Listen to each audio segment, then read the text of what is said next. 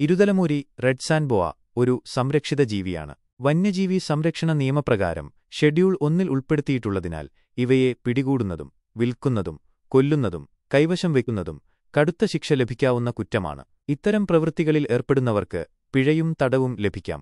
ഇരുതലമൂരിയും അന്ധവിശ്വാസങ്ങളും.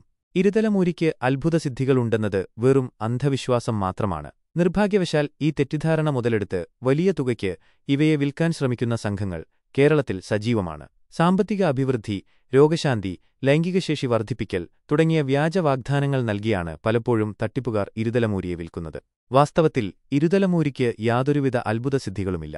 ഇവ സാധാരണ പാമ്പുകളെപ്പോലെ ഒരു ജീവി മാത്രമാണ്. ഈ അന്ധവിശ്വാസങ്ങൾ കാരണം ഇവയുടെ ജീവന് ഭീഷണിയുണ്ടാവുകയും നിയമവിരുദ്ധമായ വ്യാപാരങ്ങൾ വർദ്ധിക്കുകയും ചെയ്യുന്നു.